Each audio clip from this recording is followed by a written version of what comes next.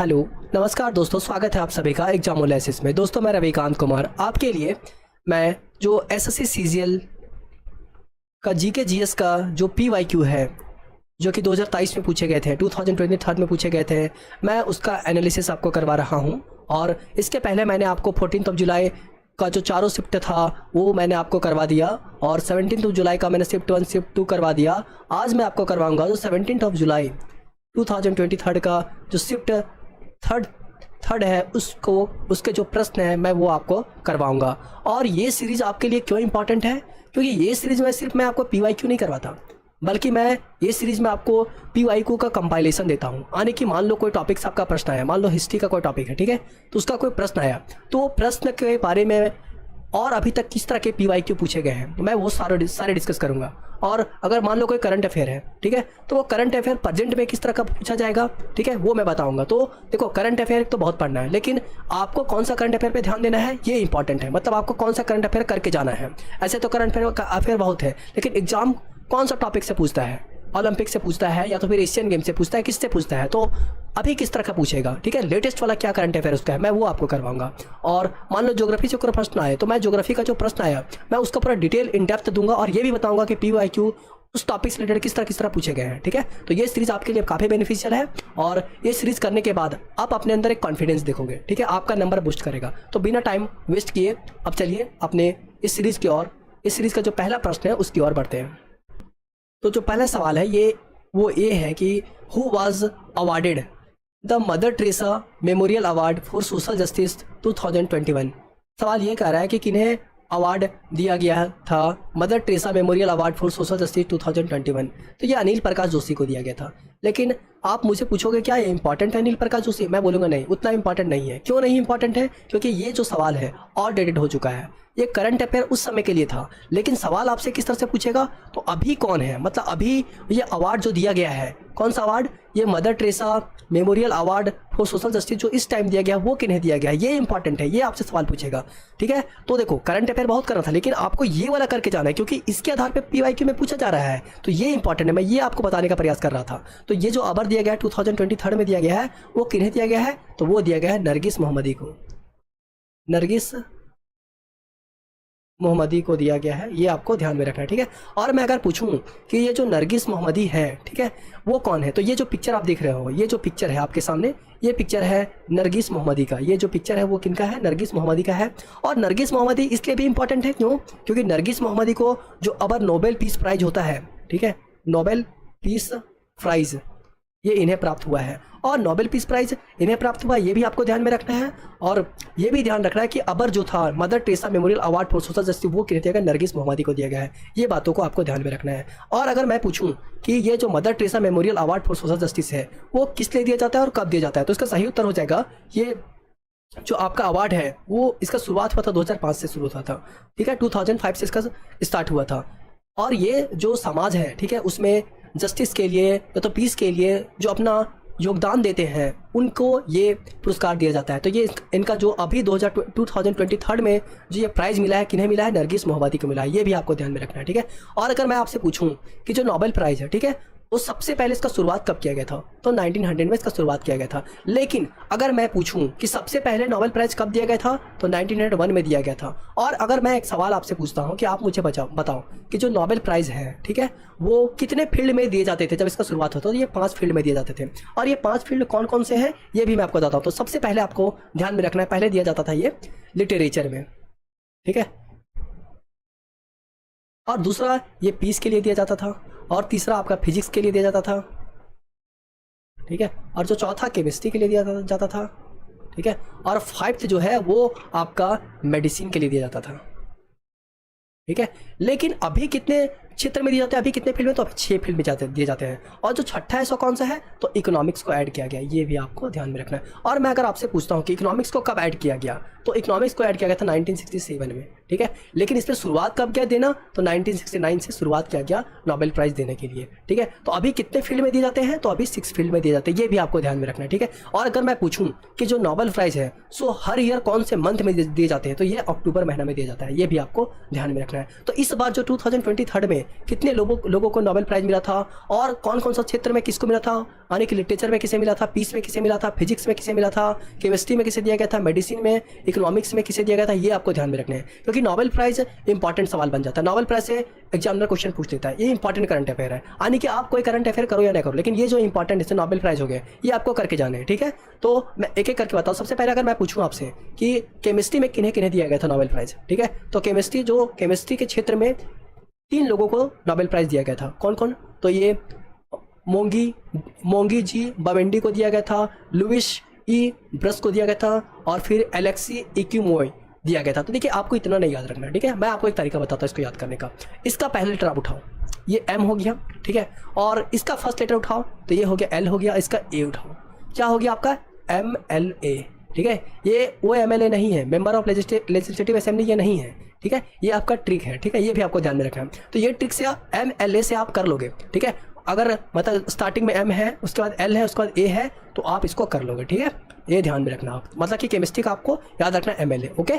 और अगर मैं पूछूं आपसे कि फिजिक्स के क्षेत्र में किन्हें किन्हें दिया गया था, तो फिजिक्स के क्षेत्र में किन्हें किन्हें दिया गया था, तो सबसे पहले प्यारे, ठीक है, प्यारे को दिया गया था, फ्रैंक और NAL हुलियर, ठीक है। तो मैंने इसको कैसे याद रखा है मैं आपको बताता हूँ, मैं आपको एक ट्रिक बताता हूँ, ठीक है, कि इसको कैसे याद रखा जाता है। तो इसको क्या था, देखो प्यारे जो है ना, प्यारे, वो प्यारे कब लगा, जब वो फेरन, इसको मैंने फेरन लवली कर दिया, ठीक है, फेरन लवली आपको पता होगा, ठीक है, फेरन लवली लगाया तो प्यारे लगने लगा, ठीक है, और अपना हुलिया चेंज कर लिया। यानी कि मैंने इसको कैसे याद किया है कि जो प्यारे है सो फेरन लवली लगा करके अपना हुलिया चेंज कर लिया। इस तरह आप फिजिक्स का जो नोबेल प्राइज मिला है वो याद रख सकते हो। क्या चीज़? प्यारे फेरन लवली लगा करके अपना हुलिया चेंज कर लिया, ठीक है। देखो आपको याद रखना है, आप ये नहीं कि आप वहाँ जा करके डिस्क्रिप्टिव पेपर लिखोगे, ऐसा नहीं है, आपको सिर्फ टिक करना है, बस काम खत्म हो जाएगा आपका। सिर्फ मतलब ध्यान रखो कि वहाँ जाकर टिक हो जाना चाहिए, बस इतना ही आपका काम है, इतना ही आपको करना है, ठीक है। तो सबसे पहले केमिस्ट्री मैंने आपको क्या बताया, MLA याद रखना, काम हो जाएगा, ठीक है। उसके बाद मैंने आपको क्या बताया,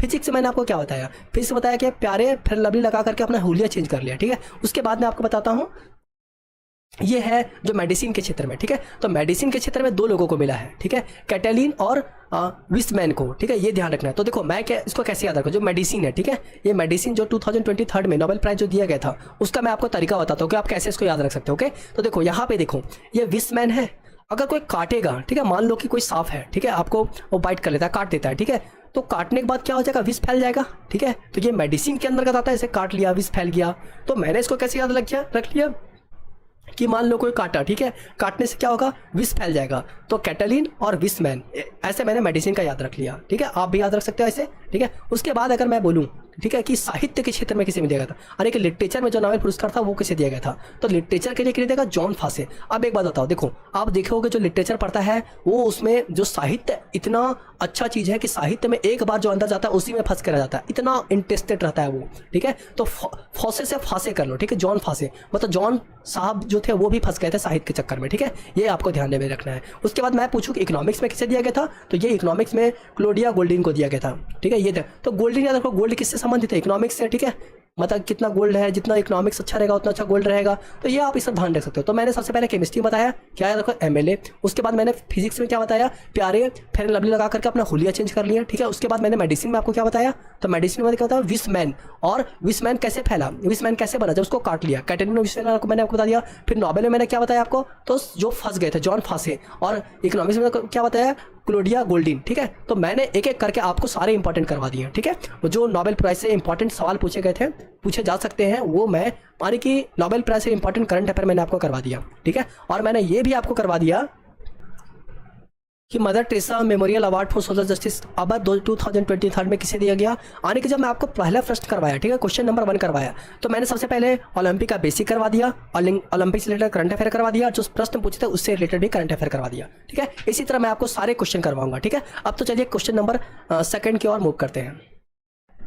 तो जो नेक्स्ट सवाल है वो ये है आपके सामने कि the fall dance is Kummi, the fall dance is Kummi is performed by the women of which Indian state. कहता है जो कुम्मी, जो कि एक फॉल डांस है, जो कि वीमेन के द्वारा परफॉर्म किया जाता है, तो कौन सा स्टेट में परफॉर्म होता है वो पूछ रहा है। तो इसका सही उत्तर हो जाएगा आपका तमिलनाडु। क्या हो जाएगा, तमिलनाडु।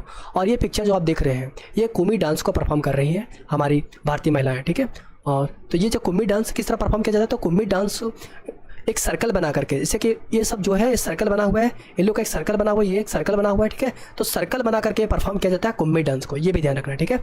और अगर मैं पूछूं तमिलनाडु में और 2 इंपॉर्टेंट आप फोल्क डांस का नाम बताओ तो क्या होगा वो दोनों। तो आपको एक ध्यान रखना है कुम्मी, कुम्मी तो हो गया, और एक कोल्लट्टम ध्यान रखना है, ठीक है, कोल्लट्टम। और एक और आपको ध्यान रखना है कावेड़ी, ठीक है। 2 डांस आपको ध्यान रखना है फोल्क डांस, कोल्लट्टम और कावेड़ी, ठीक है। तो तमिलनाडु में आपको सबसे पहले कुम्मी याद रखना है, और कुम्मी कैसे परफॉर्म किया जाता है, तो ये सर्कल बना करके परफॉर्म किया जाता है कुम्मी डांस को। और 2 और डांस आपको याद रखना है फोल्क डांस, एक कोल्लट्टम और एक कावेड़ी, ठीक है। और मैं पूछूं आपसे कि जो राजस्थान है, ठीक है, राजस्थान में आपको कौन कौन से फोल्क डांस याद रखना है। और मैं सबसे इंपॉर्टेंट बोलूँ तो घूमर, क्या है, घूमर, ठीक है, घूमर सबसे इंपॉर्टेंट है। और मैं आपसे पूछूं कि जो घूमर डांस है ये फोल्क डांस है, उसको कौन सा ट्राइब परफॉर्म करता है, तो इसको करता है भील। कौन सा ट्राइब करता है, भील। और जो भील ट्राइब है इसमें, सो जब गॉडेस सरस्वती का वर्षिप होता है उस समय ये परफॉर्म किया जाता है, ठीक है। और मैं आपसे अगर पूछूं कि भारत जो है हमारा प्यारा भारत, उसमें सबसे अधिक कौन सा ट्राइब पाया जाता है, ठीक है, मतलब जो पॉपुलेशन है सबसे अधिक कौन सा ट्राइब का है, तो वो है भील का, ठीक है। इसके बाद फिर आपका गोंड है, और गोंड के बाद हो जाता है संथाल, ये भी आपको ध्यान में रखना है, ठीक है। और कौन सा इंपॉर्टेंट फोल्क डांस आपको ध्यान रखना है के बारे में, तो आप एक याद रखो, सुई सिन्नी, क्या चीज़, सुई सिन्नी आप ध्यान में रखो। और इंपॉर्टेंट जो है वो भी मैं आपको बताता हूँ नेक्स्ट स्लाइड में, ओके। फिर आपको एक ध्यान रखना है कालबेलिया, ठीक है, कालबेलिया। और कालबेलिया जो यहाँ पे डांस है, ठीक है, ये एक फोल्क डांस है। और मैं पूछूं कि कालबेलिया को यूनेस्को, ठीक है, यूनेस्को टेंजिबल हेरिटेज साइट्स में कब शामिल किया गया था, तो 2010 में शामिल किया गया, ये भी आपको ध्यान में रखना है। और क्या 2010 में कोई और फोल्क डांस है जिसे शामिल किया गया था यूनेस्को टेंजिबल हेरिटेज साइट्स में, हाँ, एक और नृत्य आपको ध्यान में रखना है, जो कि कौन सा है, छाऊ, ठीक है। छाऊ नृत्य को भी शामिल किया गया था। और छाऊ 3 स्टेट में परफॉर्म किए जाते हैं, ठीक है, झारखंड, वेस्ट बंगाल और आपका उड़ीसा, ये भी आपको ध्यान में रखना है, ठीक है। 3 स्टेट में परफॉर्म किया जाता है। तो और मैं आप अगर पूछूं कि जो भवाई है, ठीक है, जो भवाई फोल्क डांस है, ये ओरिजिनेट कहाँ से किया है, ठीक है, ये ओरिजिनेट कहाँ से हुआ है, तो इसका ओरिजिनेशन जो हुआ है ये जहाँ कहाँ से इसका उत्पत्ति हुआ है, तो इसका उत्पत्ति हुआ है गुजरात से, ये भी आपको ध्यान में रखना है। लेकिन ये परफॉर्म कहाँ किया जाता है, तो ये परफॉर्म किया जाता है आपका राजस्थान में परफॉर्म किया जाता है, ये भी आपको ध्यान में रखना है, ओके। मैंने भवाई बता दिया, कालबेलिया बता दिया। अगर मैं आपसे एक सवाल पूछता हूँ, ठीक है, नेक्स्ट स्लाइड में मैं आपसे कुछ पूछता हूँ कि आप मुझे बताओ कि एक और डांस है वहाँ पे फोल्क डांस राजस्थान का, वो है गंगोर। कौन सा है, गंगोर, ठीक है। तो गंगोर वहाँ पे फेस्टिवल बनाया जाता है, और ये फोल्क डांस भी है, ये भी आपको ध्यान में रखना है, ओके। और 2 और ध्यान में रखो आप, एक और होता है ख्याल, ठीक है। और एक और आप ध्यान में रखो, जो राजस्थान में फोल्क डांस है उसको कहते हैं 13 ताली, क्या कहते हैं, 13 ताली, ठीक है। इतने जो फोल्क डांस है वो राजस्थान के बारे में आपको ध्यान में रखना है, ठीक है। और जो मैं ये प्रश्न बताते मैंने, इसमें आपको राजस्थान के सारे डांस और इंपॉर्टेंट जितने भी फोल्क डांस है जो PYQ में पूछे गए, मैं वही करवाता हूँ, ये भी आप ध्यान में रखो, ठीक है। और उसके बाद मैंने आपको करवा दिया तमिलनाडु का, ठीक है। अब आपको बताता हूँ कि झारखंड में कौन कौन सा फोल्क डांस परफॉर्म किया जाता है, और झारखंड में आपको कौन कौन से इंपॉर्टेंट फोल्क डांस पता होना चाहिए। तो मैं बोलूँगा सबसे ज़्यादा इंपॉर्टेंट जो है सो कौन सा है, पाइका है, ठीक है। और पाइका जो है ये सिर्फ मेल परफॉर्म करते हैं। और पाइका डांस में क्या होता है कि इसमें जो मेल्स रहते हैं वो क्या करते हैं, सैनिक का वेशभूषा धारण करते हैं और ये डांस को परफॉर्म करते हैं, ये भी आपको ध्यान में रखना है। और जो दूसरा इंपॉर्टेंट है वो क्या है, कर्मा, क्या इंपॉर्टेंट है, कर्मा। और जो कर्मा फोल्क डांस है, ठीक है, ये झारखंड की जो बहनें हैं, ठीक है, वो इसको परफॉर्म करती है, ठीक है, ये भी ध्यान में रखना है आपको। और तीसरा मैं अगर बोलूँ इंपॉर्टेंट डांस जो आपको ध्यान में रखना है वो कौन सा है, तो ये कड़सा, कौन सा है, कड़सा। और जो कड़सा डांस है ये कौन सा डांस है, इसमें क्या होता है, तो इसमें जो महिलाएं हैं वो सर पे कलसा लेकर के डांस को परफॉर्म करती है, और ये CPU में क्वेश्चन पूछा गया था, ठीक है, ये भी आपको ध्यान में रखना है। और अगर मैं आपसे पूछूं कि और कोई डांस इंपॉर्टेंट है क्या, हाँ, एक सरहुल है, ठीक है, सरहुल डांस है, सरहुल डांस भी इंपॉर्टेंट है, जो कि झारखंड के आदिवासी लोग इसको परफॉर्म करते हैं। इतनी बातों का आपको ध्यान में रखना है। और एक आपका पूछा था मध्य प्रदेश, ऑप्शन में था मध्य प्रदेश, कि मध्य प्रदेश से आपको कौन कौन से नृत्य याद रखने हैं। और आपको मध्य प्रदेश से कौन कौन ध्यान रखना, सबसे इंपॉर्टेंट अगर बोलूँगा वो है जवरा, ठीक है। और दूसरा आपको ध्यान रखो मटकी, ठीक है। और तीसरा में फूल पत्ती, ठीक है। ये इंपॉर्टेंट डांस है जो मैं आपको बता रहा हूँ। एक और आपको इंपॉर्टेंट जो है माच, क्या है, माच, ये भी ध्यान में रखना है। इतने डांस को आपको ध्यान में अगर मैं पूछूं कि जो फूल पत्ती है, ठीक है, ये डांस कब परफॉर्म किया जाता है मध्य प्रदेश में, तो ये डांस जो है वहाँ पे एक फेस्टिवल लगता है मालवा, ठीक है, कौन सा, मालवा। और ये मालवा फेस्टिवल वहाँ लगता है, तो उस समय ये जो फूल पत्ती है ये डांस को सेलिब्रेट किया जाता है। तो इतने इंपॉर्टेंट डांस है जो आपको ध्यान में रखने हैं। और मध्य प्रदेश के बारे में एक और जो इंपॉर्टेंट सवाल पूछा था कि वहाँ के फोल्क डांस के बारे में, वो है गिरिडा डांस। कौन सा है, ग्रीडा डांस, ये भी आप ध्यान में रखोगे। तो मैंने जितने भी डांस थे वो मैं करवा दिया हूँ। अब नेक्स्ट क्वेश्चन की ओर मैं मूव करता हूँ। तो जो नेक्स्ट सवाल है वो ये है आपके सामने, what was India's rank in Paralympic 2020। ठीक है, 2020 में जो पैरालंपिक हुआ था उसमें इंडिया का रैंक क्या था, तो ये इंडिया का रैंक था 24। और अगर मैं आपसे पूछूं, ठीक है, क्या पूछूं कि जो पैरालंपिक 2020 हुआ था वो कहाँ हुआ था, तो ये टोक्यो में हुआ था। ये भी आपको ध्यान में रखना है, ठीक है। और एक्चुअली ये हुआ कब था, 2021 में हुआ था। होना 2020 में था, लेकिन कोविड के कारण से क्या हुआ था, ये 2020 में नहीं हो पाया था, इसीलिए 2021 में करवाया गया था, टोक्यो में करवाया गया था, ठीक है। और अगर मैं आपसे पूछूं कि जो ये टोक्यो में हुआ था, इसके पहले भी PYQ में पूछा था, मैंने आपको बताया था, तो देखता हूँ कि आपको कितना याद रहता है, ठीक है। तो आप मुझे बताओ कि इसके पहले जो सवाल आया था कि जो पैरालंपिक 2020 था उसमें सबसे अधिक मेडल यानी कि रैंक 1 में कौन था, तो ये चाइना था, ठीक है। और कितना मेडल, 95 गोल्ड मेडल इन्होंने जीता था। और मैं अगर आपसे पूछता हूँ कि आप मुझे बताओ जो पैरालंपिक है उसका शुरुआत कब हुआ था, ठीक है, सबसे पहला तो 1960 में। और सबसे पहले कहाँ हुआ था, तो इटली में हुआ था, ये भी आपको ध्यान में रखना है। और जो आप सोच रहे हो जो पिक्चर है, मैंने जो पिक्चर इंसर्ट किया हुआ है, ये किस चीज़ का पिक्चर है, ठीक है। मैं आपको पूछ रहा हूँ कि जो पिक्चर है सो किस चीज़ का पिक्चर है, तो ये पिक्चर जो है सो है फ्रीजियन कैप। क्या है, फ्रीजियन कैप है, ठीक है। और ये फ्रीजियन कैप क्या होता है, ये क्यों मैंने लगाया है, तो ये जो फ्रीजियन कैप है सो ये मैस्कॉट है। अब किस चीज़ का मैस्कॉट है, आप पूछोगे किस चीज़ का मैस्कॉट है, ठीक है। तो मैं आपको बताता हूँ ये मैस्कॉट किस चीज़ का है। तो ये मैस्कॉट जो है आपका सो जो 2024 में, ठीक है, जो पेरिस में होगा, ओलंपिक और पैरालंपिक दोनों इस बार 2024 में कहाँ होंगे, पेरिस में होंगे, ये भी ध्यान में रखना है। तो इसका जो मैस्कॉट है, ठीक है, वो कौन है, वो आपका फ्रीजियन है, ये आपको ध्यान में रखना है, फ्रीजियन कैप। और ये फ्रीजियन कैप क्या है, ये फ्रीजियन कैप आप जो देख पा रहे हो ये क्या है, तो ये किसका प्रतीक है, जो फ्रीजियन कैप है ये किसका प्रतीक है, ये फ्रीजियन कैप किसका प्रतीक है, तो फ्रीजियन कैप आपका प्रतीक है कि जो फ्रांसीसी क्रांति हुआ था, ठीक है, तो उसमें आज़ादी की खोज का प्रतीक है, ये आज़ादी की खोज का प्रतीक है, ये जो फ्रीजियन कैप है, ठीक है, ये भी ध्यान में रखना है। और अगर मैं आपसे पूछूं कि आप मुझे बताओ कि 2028 में जो ओलंपिक होगा सो कहाँ पे होगा, तो ये आपका लॉस एंजलिस में होगा। कहाँ होगा, लॉस एंजलिस में। और ये कहाँ है, तो ये USA में है। और हर 4 साल बाद क्या होता है, ये ओलंपिक होता है, ठीक है, ओलंपिक या पैरालंपिक। और मैं आपसे पूछूं कि जो ओलंपिक है, ठीक है, जो समर ओलंपिक है, ठीक है, समर ओलंपिक 2032 ये कहाँ पे होगा, तो ये आपका हो जाएगा ब्रिस्बेन में हो जाएगा। कहाँ, ब्रिस्बेन, ठीक है। और ये कहाँ पे है, तो ये है ऑस्ट्रेलिया में, ठीक है, ये भी ध्यान में रखना है। यानी कि 2024 आपको 2024 पता चल गया पेरिस में होगा, और पेरिस कहाँ है, फ्रांस में है, सबसे पहले ये ध्यान में रखना है। उसके बाद 2028 में जो समर ओलंपिक है वो कहाँ पे होगा, तो लॉस एंजलिस में होगा। और 2032 में कहाँ होगा, ब्रिस्बेन में होगा, जो कि ऑस्ट्रेलिया में है। इतनी बातों को आपको ध्यान में रखना है। और एक चीज़ और ध्यान में रखना है, जो ये जो फ्रीजियन कैप है, ठीक है, ये क्यों यूज़ किया गया था, तो और ये किसका मैस्कॉट है, तो 2024 में जो ओलंपिक होगा और पैरालंपिक होगा वो दोनों का मैस्कॉट ये है, ओलंपिक और पैरालंपिक दोनों का मैस्कॉट है फ्रीजियन कैप है। ये भी आपको ध्यान में रखना है, ठीक है। अब नेक्स्ट क्वेश्चन की ओर मूव करते हैं। तो जो नेक्स्ट सवाल है वो ये है आपके सामने कि fundamental duties were not placed in part 3 of the Indian constitution because part 3 कहता है कि फंडामेंटल ड्यूटीज है उसको पार्ट 3 में नहीं रखा गया। क्यों नहीं रखा गया, ये आपसे पूछ रहा है, क्योंकि पार्ट 3 जो है वो क्या है आपका, वो है जस्टिसिएबल, ठीक है, वो क्या है, जस्टिसिएबल, ये इसका सही उत्तर हो जाएगा। अब देखो ये क्या होता है, जस्टिसिएबल होता है, नॉन जस्टिसिएबल होता है। तो जस्टिसिएबल क्या होता है, जिसमें आप मान लो कि आपके खिलाफ कोई फैसला सुना दिया जाता है, तो या तो आपके साथ कुछ गलत होता है, या तो सरकार आपसे वादा करती नहीं करती है, तो आप उसके खिलाफ सुप्रीम कोर्ट जा सकते हैं, ठीक है। लेकिन नॉन जस्टिसिएबल क्या होता है, मान लीजिए जो DPSP के अंतर्गत आता है, ठीक है, directive principle of state policy के अंतर्गत आता है, ये जितने भी हैं सो नॉन जस्टिसिएबल है। यानी कि ये ऐसा नहीं कि सरकार बोला है कि आपको आपके लिए ये करना चाहिए, आपका दायित्व है कि आप देश को मतलब देश को साफ रखो, आप इन्वायरमेंट को प्रोटेक्ट करो। तो अगर ऐसा करने में आप सामर्थ्य नहीं भी हैं, फिर भी ऐसा नहीं है कि आपको आपके ऊपर कार्रवाई हो जाएगा, ऐसा नहीं है, ठीक है।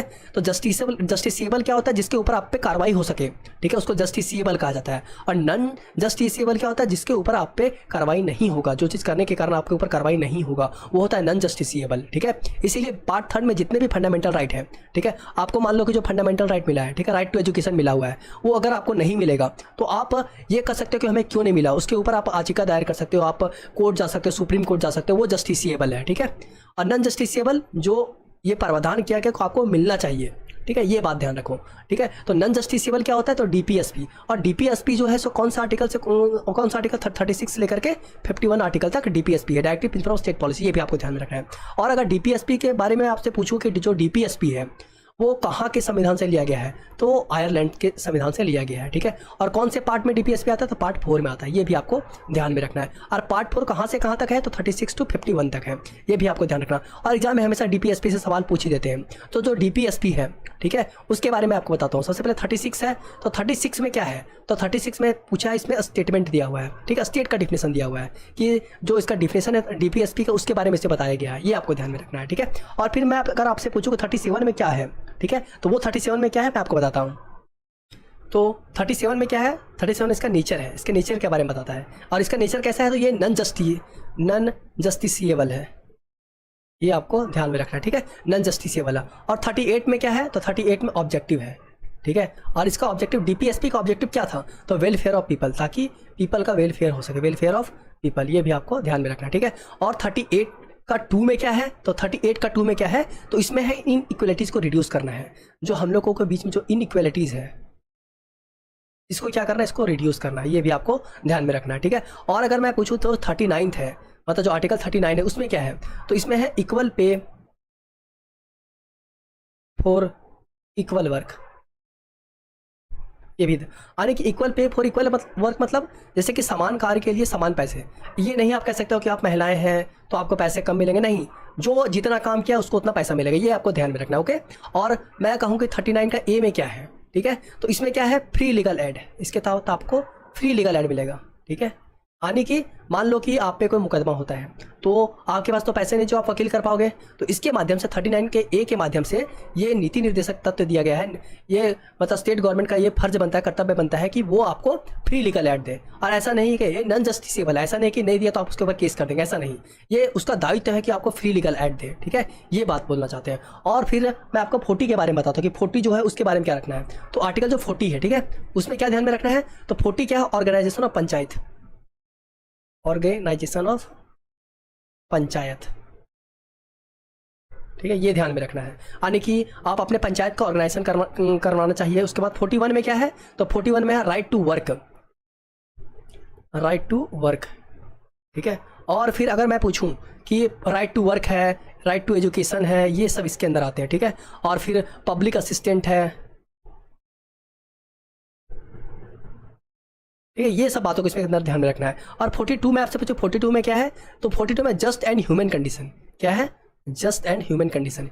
ये नहीं कि आप मुझे काम दे दो और काम करने का जो जगह है वो ठीक नहीं है, ह्यूमन कंडीशन में होना चाहिए। ठीक है, यानी कि सही कंडीशन में होना चाहिए, काम अच्छा मिलना चाहिए, ये भी ध्यान में रखना है। और जो 42 में एक चीज़ और है कि मैटरनिटी लीव,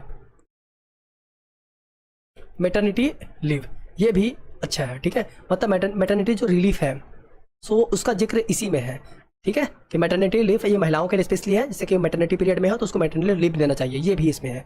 अब 43 में क्या है, इसमें है कि लिविंग वेज, लिविंग वेज, जैसे आप जॉब करते हो तो वहाँ पे लिविंग वेज आपको मिलना चाहिए। ठीक है, और मैं पूछूँ कि 44 में क्या है, तो आप क्या बताओगे 44 में क्या है, अब बताओ 44 में क्या है। तो 44 बहुत इंपॉर्टेंट है, क्योंकि 44 में आपका यूसीसी है, क्या है, यूसीसी, यानी कि यूनिफॉर्म सिविल कोड। और यूनिफॉर्म सिविल कोड सबसे पहले कौन सा स्टेट लागू किया था, तो गोवा, और अभी फिलहाल में कौन किया है, तो उत्तराखंड किया है, ये भी ध्यान में रखो। ठीक है, उत्तराखंड।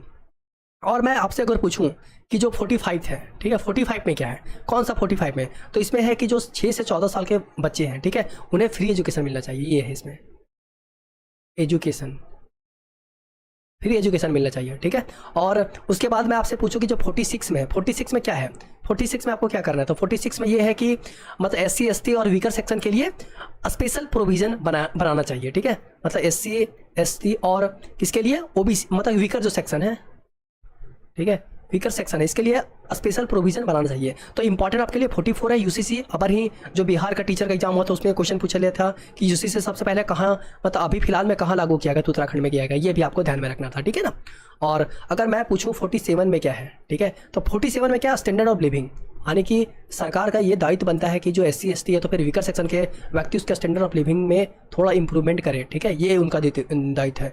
न्यूट्रिशन का व्यवस्था उसके लिए करे कि न्यूट्रिशन सही से उनको मिल रहा है कि नहीं मिल रहा है, ये सब दायित्व है। और 48 में क्या है, एग्रीकल्चर है, एग्रीकल्चर, ये भी आपको ध्यान में रखना है, ठीक है। और अगर मैं आपसे पूछूं कि आप मुझे बताओ 49 में क्या है, ठीक है, 49 में क्या है, ये मैं आपका पूछूं कि 49 में क्या है, ठीक है। तो 49 में क्या है, तो ये 49 में आपका है कि नेशनल इंपॉर्टेंट मॉन्यूमेंट है, जो नेशनल का इंपॉर्टेंट मॉन्यूमेंट है, नेशनल का जो अपने देश का जो इंपॉर्टेंट मॉन्यूमेंट है, इंपॉर्टेंट मॉन्यूमेंट है,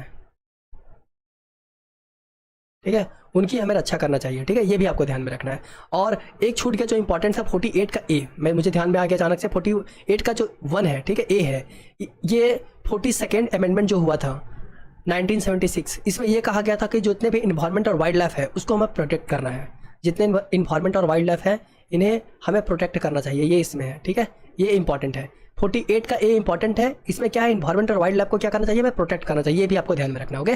और मैं आपसे पूछूंगा 51 में क्या है, आर्टिकल 51 में क्या है, तो इसमें पीस के बारे में, इंटरनेशनल पीस के बारे में, ठीक है, इंटरनेशनल पीस से रिलेटेड है ये, ठीक है। इसको कैसे याद रखो, जैसे 51 रुपये का आप चंदा चढ़ा दो तो क्या होगा, उससे पीस आ जाएगा। और मैं आपसे अगर पूछता हूँ कि आप मुझे बताओ 50 में क्या है, 50 जो आर्टिकल 50 है, ठीक है, उसमें क्या है, तो इसमें यह है कि जो एग्जीक्यूटिव है, ठीक है, एग्जीक्यूटिव और आपका जुडिशरी, ठीक है, जुडिशरी दोनों क्या है, दोनों एक दूसरे से बिल्कुल ही अलग है, दोनों को एक में दोनों मतलब एग्जीक्यूटिव का अपना काम है, जुडिशरी का अपना काम है, दोनों एक दूसरे के काम में हस्तक्षेप नहीं कर सकते, ओके, ये आपको ध्यान में रखना था। तो मैंने इंपॉर्टेंट कोशिश किया कि मैं आपको मतलब डीपीएसपी के बारे में थोड़ा मोड़ा आपको जानकारी दे सकूँ और मैंने वो देने का प्रयास किया, ठीक है। आपको इतने अलग 36 से लेकर 51 तक मैं आपको एक ओवर भी दे दिया, ठीक है। अब चलिए नेक्स्ट क्वेश्चन की ओर हम मूव करते हैं। तो जो नेक्स्ट सवाल है वो ये है कि विच of the following is not function of money, मतलब इनमें से कौन सा है जो मनी का फंक्शन नहीं है, ये सवाल कर रहा है, ठीक है।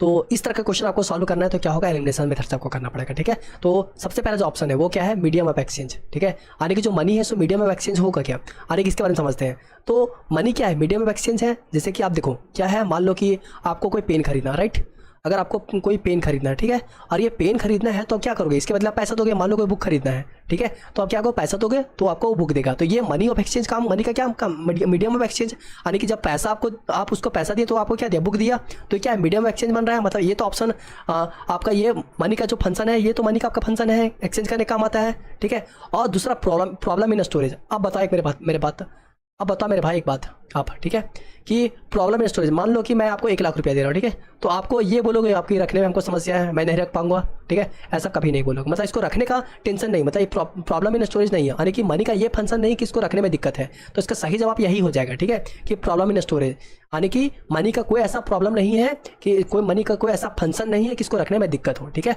अब मेजर ऑफ वैल्यू, मतलब क्या करना चाहता है, जैसे आप देखो, मान लो कि वैल्यू को मेजर करना, मान लो कि कोई कपड़ा आपने खरीदा, राइट, मान लो ये कपड़ा आपने खरीदा, ठीक है, ये आपने कपड़ा खरीद लिया कोई, ठीक है, ये कपड़ा खरीद लिया, तो ये कपड़ा जो आपने खरीदा, तो ये कपड़ा का मतलब कि महंगा है या सस्ता है, कौन डिसाइड करेगा, पैसा, ठीक है, कितना पैसा, तो मान लो कि 5000 आपने दिया, ठीक है, ये कपड़ा का, और एक और व्यक्ति है जो ये कपड़ा खरीदता है, ठीक है, तो वो इस कपड़ा का कितना देता है पैसा, तो ये वो है सो एक कपड़ा का देता है 2000 रुपया, ठीक है। तो ये वैल्यू को मेजर करता है, मतलब पैसा जितना ज़्यादा उतना ज़्यादा कपड़ा का वैल्यू, ठीक है, तानी वैल्यू को मेजर करता है, तो इसका फंक्शन है, हाँ ये भी इसका फंक्शन है, ठीक है। तो जो इस तरह के सवाल है वो आपको लॉजिक से सॉल्व करने पड़ेगा, ठीक है। मैं इसका कोई कॉन्सेप्ट नहीं बता सकता, आप क्वेश्चन पढ़ोगे, क्वेश्चन आपको पता है, ठीक है, तो उस समय क्या होगा एग्जाम में, अगर आपका दिमाग चल रहा होगा, ठीक है, तो ये क्वेश्चन आप कर लोगे, और अगर आप हड़बड़ाए रहोगे तो ये क्वेश्चन छूट जाएगा आपसे, ठीक है। तो ये सब क्वेश्चन में मैं आपको ये नहीं बता सकता इसका बेसिक इससे क्वेश्चन पूछा हुआ है, कुछ है, बस आपका लॉजिक वहाँ दिमाग अगर काम कर गया तो आप इसको टिक करके आ जाओगे, ठीक है। अब नेक्स्ट क्वेश्चन की ओर हम मूव करते हैं। तो जो नेक्स्ट सवाल है वो ये है कि dash is a naturally occurring organic compound with formula C6H5 2CO, ठीक है। ये जो कह रहा है जो फार्मूला है, ठीक है, सो कौन सा ऑर्गेनिक कंपाउंड का है, तो ये है बेंजोफिनोन, किसका है, बेंजोफिनोन है। और ये जो स्ट्रक्चर आप दिख रहे हो ये किसका है, बेंजोफिनोन का है, ठीक है। आप इसमें देखो ON लगा हुआ है, तो ये ON जो है सो फंक्शनल ग्रुप है किसका, मतलब किसके, ऐसे कि अगर मैं बोल दूँ आपको ऐसे कीटोन, ठीक है, तो कीटोन का फंक्शनल ग्रुप क्या होता है, CO होता है, क्या होता है, CO होता है, ठीक है। और लास्ट में जितने भी कीटोन के कंपाउंड है लास्ट में उस पर ON लगे रहते हैं, ये भी आपको ध्यान में रखना है, ठीक है। तो अगर देखो इसको याद कैसे रखो कि इसका स्ट्रक्चर क्या होता है, C डबल बॉन्ड O और ये कार्बन का 4 हाथ, जब भी तो कार्बन का आपको 4 हाथ दे देना है, ठीक है। तो इसको मैंने, ये सिंगल बॉन्ड है, ठीक है, मैं इसको बढ़िया से लिख देता हूँ, ठीक है, आपके लिए। जैसे कि जो एक कीटोन है उसका स्ट्रक्चर क्या होता है, C डबल बॉन्ड O और A और ये 4 हाथ है, ठीक है। अब एक बात, इसको मैं याद करवाने का तरीका बताता हूँ, ठीक है। आप इसको बहुत याद रखना, मुंडी, जैसे कि जब लोग खेतों में ऐसे मुंडी लगा करके ऐसे नहीं कर देते हैं, याद होगा, खेत में जब खेती होता है तो ऐसे लगा करके हम लोग खेत में लटका देते ताकि जानवर इससे डर के भाग जाए, सोचे कोई है। तो ये बस मुंडी है, जो मुंडी होता है खेतों में वही ये मुंडी है, ठीक है। और इसमें जैसे कि ये है आपका, ये मुंडी हो गया, ठीक है, वो हो गया, ये हाथ हो गया, ठीक है। तो ये भूत है समझो, कीटोन का। ये मैं आपको स्ट्रक्चर बताने का, याद करने का तरीका बता रहा हूँ, ठीक है। और कीटोन से एक सवाल ये भी पूछता है कि जो कीटोन होते हैं, ठीक है, तो एसीटोन से आपको पूछ देगा, एसीटोन, ठीक है, इससे सवाल पूछ देगा। तो एसीटोन क्या होता है, तो वही जो कीटोन होते हैं, प्रोपेनॉन इसको कहा जाता है। क्या कहता है, प्रोपेनॉन भी कहा जाता है, ये भी आपको ध्यान में रखना है, ठीक है।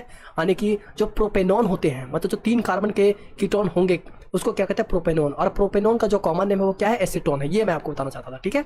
और ये जो स्ट्रक्चर है किसका है, देखो ये बेंजीन का है। ये किसका है, ये स्ट्रक्चर जो है बेंजीन का है। बेंजीन का स्ट्रक्चर क्या होता है, बेसिकली ये होता है, ठीक है, एक डबल बॉन्ड, फिर alternate double bond, alternate bond में ये बेंजीन है। तो ये बेंजीन एक बेंजीन ये, तो ये डाइबेंजीन हो गया यहाँ पे, और ये कीटोन ग्रुप का लगा हुआ यहाँ कार्बन है, ठीक है।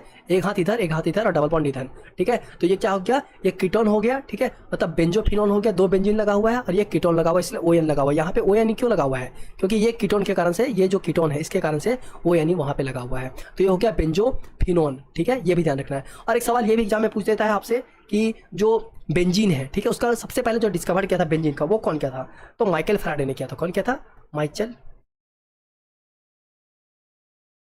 फैराडे ने किया था, ठीक है। यही जो थे फैराडे जो थे, ये बेंजीन का सबसे पहले क्या कहते हैं, डिस्कवर किए थे। ये भी सवाल आपका पूछ देता है, ठीक है। तो चलिए अब नेक्स्ट क्वेश्चन की ओर मूव करते हैं।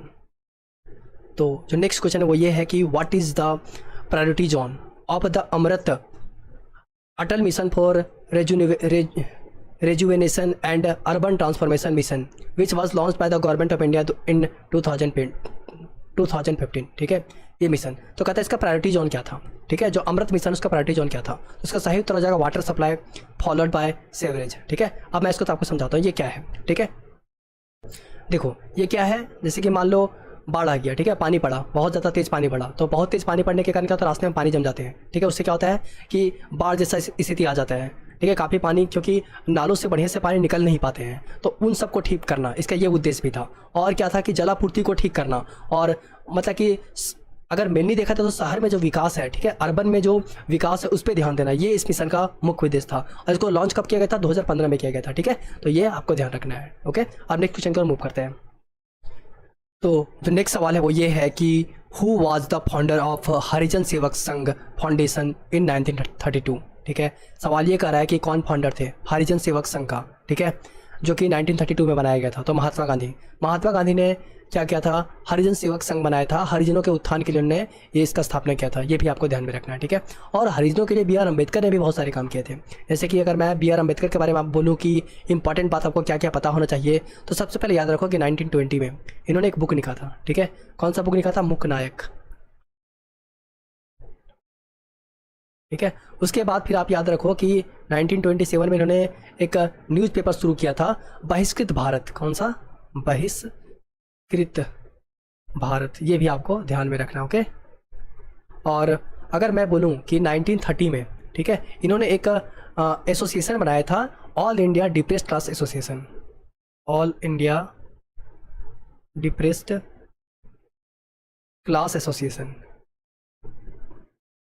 ठीक है, ये भी ध्यान में रखना है। और मैं अगर बोलूँ आपको कि और की क्या क्या इंपॉर्टेंट आपको बात ध्यान में रखना है, ठीक है, तो एक और आप इंपॉर्टेंट बात इनके बारे में ध्यान रखो कि जो 1930, 31 और 32 जो तीनों गोलमेज सम्मेलन थे, उनमें मात्र एक भारतीय जो तीनों में पार्टिसिपेट किए थे, वो थे B.R. अम्बेडकर ही थे, ठीक है। और फर्स्ट लॉ मिनिस्टर भी बनते हैं B.R. अम्बेडकर, ये भी आपको ध्यान में रखना है। और B.R. अम्बेडकर जो है उनका जो निधन होता है 1956 में हो जाता है, ठीक है। ये सब बातों को आपको ध्यान में रखना है, ठीक है। तो मैं आपको B.R. अम्बेडकर के बारे में थोड़ी बातें बताया, अब मैं आपको बताऊँगा ज्योतिबा फुले के बारे में, ठीक है। और जो ज्योतिबा फुले हैं उन्होंने एक संस्था बनाया था, सत्य शोधक समाज, ठीक है, जो कि 1873 में बनाए थे। कौन सा समाज, सत्य शोधक समाज, ये भी आपको ध्यान में रखना है, ठीक है। इतनी बातों को आपको ध्यान में रखना है, ठीक है। नेक्स्ट क्वेश्चन की ओर मूव करते हैं। और नेक्स्ट सवाल ये है कि सोहन सिंह बाखना एंड हरदयाल, ठीक है, were primarily associated with which of the following organisation, मतलब शुरू में ये किस ऑर्गेनाइजेशन से जुड़े हुए थे, तो ये गदर पार्टी से जुड़े हुए थे, ये आपको ध्यान में रखना, ठीक है। और गदर पार्टी जो है इसका स्थापना कब किया गया था, 1913 में किया गया था, और कहाँ किया गया था, यूएसए में किया गया, ये भी आपको ध्यान में रखना है, ठीक है। और ये गदर नामक एक न्यूज़पेपर भी चलाते थे, ठीक है, और ये न्यूज़पेपर दो भाषा में रहता था, एक उर्दू और दूसरा पंजाबी, ठीक है, ये भी आपको ध्यान में रखना है, ओके।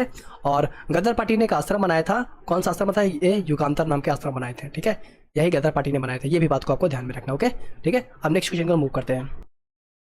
तो अच्छा, ये सीरीज़ काफ़ी लंबा हो चुका है ऑलरेडी, ठीक है, तो मैं मतलब ये जो लेसन है, ये सीरीज़ है, मैं आज 9 क्वेश्चन तक आपको बताता हूँ, ठीक है। कल मैं आपको 9 से लेकर के 25 क्वेश्चन तक आपको बताऊँगा, ओके, ठीक है। तो उम्मीद करता है आपको ये सीरीज़ अच्छा लग रहा होगा, ठीक है, और आप मेहनत करो अच्छे से, आपका रिजल्ट आपके मेहनत में ही छिपा हुआ है, आप जितना मेहनत करोगे उतना निखरोगे।